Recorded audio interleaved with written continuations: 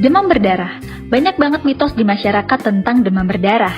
Dari wajib minum jus jambu biar cepat sembuh, sampai menganggap semua jenis nyamuk itu penyebab demam berdarah. Tapi, seperti apa sebenarnya demam berdarah itu? Ini kata dokter.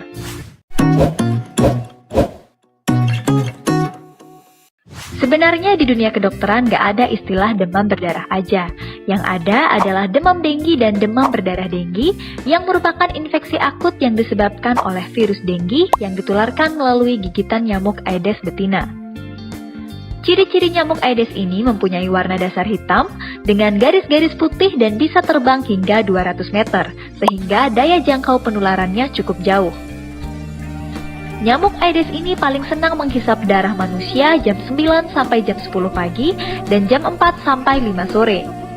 Setelah digigit nyamuk Aedes, virus denggi masuk ke darah dan menjalani masa inkubasi 4 sampai 6 hari sebelum akhirnya mengalami replikasi atau memperbanyak diri dan memicu respon antibodi dalam tubuh yang mengakibatkan timbulnya gejala seperti demam tinggi yang muncul mendadak 2 sampai 7 hari, badan pegel-pegel, nyeri di belakang mata, mual muntah, dan muncul bintik kemerahan di kulit. Pada hari ke-3 sampai 7, tiba-tiba demam juga bisa turun sendiri seolah udah sembuh. Tapi ternyata ini dia fase kritisnya. Pada fase ini, trombosit bisa turun drastis sampai di bawah 100.000. Dan waspadalah kalau ada gejala, perburukan kondisi saat demam udah reda, muntah terus-menerus, nyeri perut terutama di ulu hati, gak kencing selama 4-6 jam, ada perdarahan seperti mimisan, BAB berdarah, gusi berdarah, atau menstruasi berlebih, segeralah datang ke fasilitas kesehatan terdekat. Nah, kalau tubuh berhasil melawan virus pada fase kritis ini, kita akan memasuki masa penyembuhan 2-3 hari setelah fase kritis, di mana kondisi membaik dan trombosit naik dengan sendirinya walaupun gak minum jus jambu. Kalau tubuh hanya mengalami gejala demam mendadak, badan pegel, trombosit turun kurang dari 100.000 dengan gejala perdarahan seperti bintik-bintik merah di kulit, disebut demam denggi. Kalau sampai gejala demam denggi tadi, disertai kebocoran plasma darah yang ditandai peningkatan kekentalan darah lebih dari 20%, disebut dengan demam berdarah denggi. Prinsipnya, penyakit ini disebabkan oleh virus, jadi bersifat self-limiting atau bisa sembuh sendiri. Prinsip pengobatan secara umum hanya menjaga keseimbangan cairan, mencegah dehidrasi dengan pemberian cairan yang cukup, bisa dengan minum air putih, tapi nggak harus minum jus jambu. Untuk menurunkan demam, bisa kompres dengan air hangat atau minum obat penurun panas seperti paracetamol sesuai petunjuk dokter. Sejak tahun 2016 sudah beredar vaksin denggi di Indonesia untuk usia 9-45 tahun yang sebelumnya sudah pernah terinfeksi virus denggi. Jadi, vaksin ini nggak boleh digunakan pada orang yang belum pernah terinfeksi virus denggi dan tujuannya hanya untuk mengurangi risiko kejadian dan keparahan penyakit akibat virus denggi. Vaksin hanya salah satu upaya pencegahan yang bisa dilakukan. Yang gak kalah penting, tentunya mengurangi penyebaran virus denggi dengan mengendalikan perkembangbiakan nyamuk Aedes aegypti dengan gerakan 3M+. Menutup tempat penampungan air, mendaur ulang barang bekas, dan menguras bak mandi. Plus, menaburkan bubuk larvasida pada penampungan air, menggunakan anti nyamuk, dan menghindari kebiasaan menggantung pakaian di dalam kamar. Ini kata dokter tentang demam berdarah. Hai, terima kasih sudah menyaksikan video ini. Jangan lupa like, share, dan subscribe. See you on the next video. Hipertensi atau tekanan darah tinggi adalah keadaan tekanan darah sistolik lebih dari 140 mm merkuri atau tekanan darah diastolik lebih dari 90 mm merkuri. Tekanan darah sistolik adalah jumlah yang diukur dalam setiap detak ketika jantung berkontraksi dan mendorong darah melalui arteri ke seluruh tubuh. Angka tekanan darah sistolik yang normal adalah sekitar 120 mm merkuri. Sedangkan tekanan darah diastolik adalah tekanan darah di dalam arteri saat jantung sedang tidak berdegup. Angka tekanan darah diastolik yang normal adalah 80 mm merkuri. Secara global, 1 miliar orang di dunia memiliki hipertensi. 2/3 diantaranya tinggal di negara berkembang dengan prevalensi yang terus meningkat tajam. Diprediksi, pada tahun 2025, sebanyak 29% orang dewasa di seluruh dunia terkena hipertensi. Hingga saat ini, hipertensi menjadi penyebab kematian sekitar 8 juta orang setiap tahun. Sebanyak 1,5 juta diantaranya terjadi di Asia Tenggara. Hipertensi disebut the silent killer karena sering muncul tanpa keluhan. Penderita umumnya tidak tahu kalau mengidap hipertensi. Hanya 1/3 penderita hipertensi yang terdiagnosis oleh tenaga kesehatan, dan ironinya hanya 0,7% yang minum obat secara rutin. Ada 2 faktor risiko hipertensi. Yang pertama adalah faktor yang melekat pada penderita seperti umur, jenis kelamin, dan genetik. Faktor kedua adalah faktor yang diakibatkan oleh perilaku hidup tidak sehat seperti merokok, konsumsi garam berlebih, berat badan berlebih atau kegemukan, diet rendah serat, kurang aktivitas fisik, konsumsi alkohol, dan stres. Hipertensi bisa dicegah dengan melakukan pola hidup sehat yang dianjurkan seperti memenuhi gizi seimbang dan membatasi gula, garam, serta lemak, mempertahankan berat badan dan lingkar pinggang ideal, yaitu pria kurang dari 90 cm dan wanita kurang dari 80 cm. Olahraga teratur, stop merokok, hindari konsumsi alkohol, konsumsi obat secara teratur karena penderita hipertensi membutuhkan pengobatan yang lama dan terus-menerus sepanjang hidup. Ukur kadar gula darah, tekanan darah, dan periksa urin secara teratur. Tekanan darah yang diperiksa harus dicatat sehingga dapat dimonitor dengan ketat. Tidak semua penderita hipertensi mengenali atau merasakan keluhan maupun gejala. Namun biasanya, keluhan berikut yang dirasakan: sakit kepala, gelisah, jantung berdebar, penglihatan kabur, rasa sakit di dada, dan mudah lelah. Mengapa hipertensi berbahaya? Karena jika tidak dikontrol, hipertensi dapat menyebabkan terjadinya komplikasi seperti penyakit jantung, stroke, kerusakan ginjal, kerusakan retina, penyakit pembuluh darah tepi, gangguan saraf, dan gangguan otak. Setiap orang harus memeriksa tekanan darah secara rutin.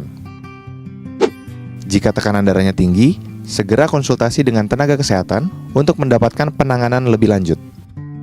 Sebagian penyandang hipertensi dapat mengontrol tekanan darahnya dengan melakukan perubahan gaya hidup saja. Namun, sebagian lainnya memerlukan tambahan obat.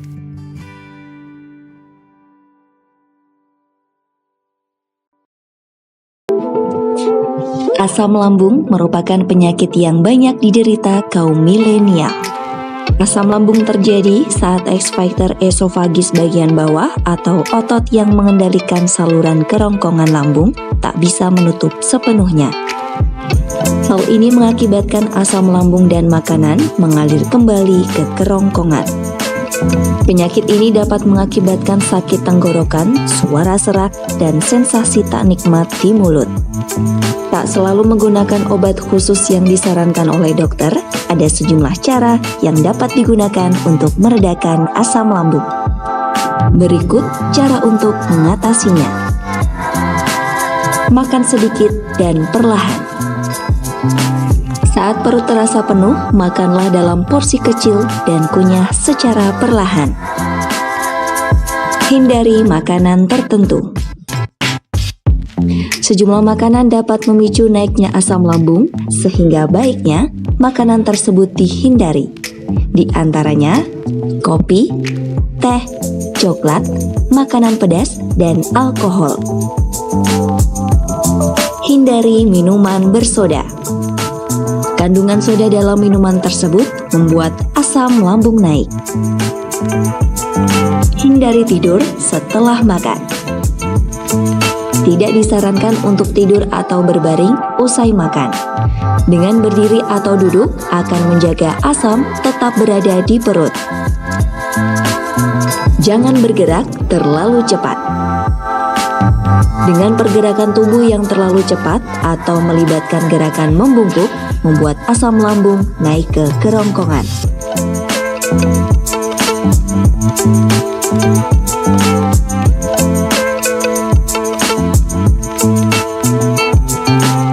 Menurut data World Stroke Organization yang dikutip oleh Pusat Data dan Informasi Kemenkes RI, setidaknya setiap tahun ada 13,7 juta kasus baru stroke di dunia.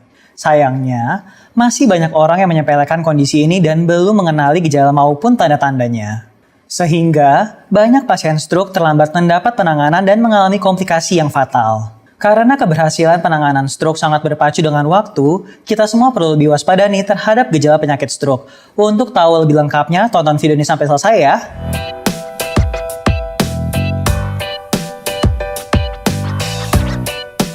Halo, saya Dr. Deski dari Halo Dokter.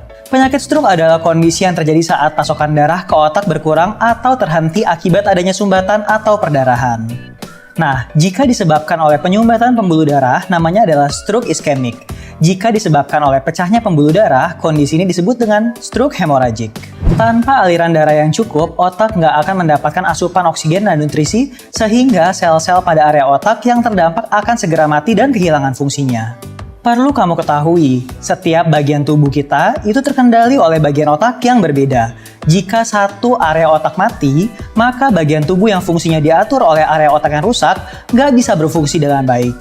Oleh sebab itu, gejala stroke yang terjadi pada setiap orang bisa berbeda-beda, tergantung pada bagian otak yang terserang dan tingkat kerusakannya.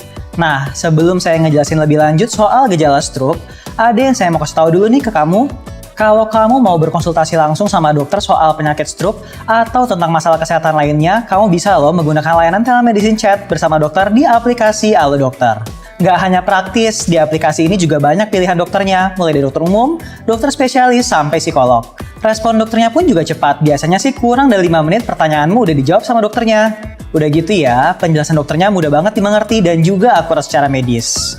Terus, kalau kamu mau ngomongin sesuatu yang personal banget sama dokternya, kamu juga nggak perlu khawatir ya. Karena di Halo Dokter yang bisa baca chatmu ya cuma kamu dan dokternya aja. Nah, kalau ternyata dari sesi konsultasimu dinilai perlu mengkonsumsi obat, dokternya juga bisa meresepkan obat yang bisa kamu tebus melalui fitur Halo Shop. Terus, obatnya bisa langsung dikirim ke rumahmu deh. Dan kalau kamu butuh pemeriksaan lebih lanjut, dokternya juga bisa bantu arahin kamu untuk buat janji konsultasi dengan dokter dan rumah sakit terdekat dari rumahmu. Semuanya cuma lewat aplikasi Halo Dokter. Membantu banget kan? Makanya tunggu apa lagi? Yuk download aplikasi Halo Dokter di Google Play maupun di App Store sekarang juga. Oke, balik ke pembahasan ya. Seperti yang saya bilang sebelumnya, penyakit stroke bisa menimbulkan beragam gejala dan pada setiap orang tingkat keparahan gejalanya pun bisa berbeda-beda. Meski begitu, sebenarnya ada 3 gejala utama penyakit stroke yang paling mudah untuk dikenali.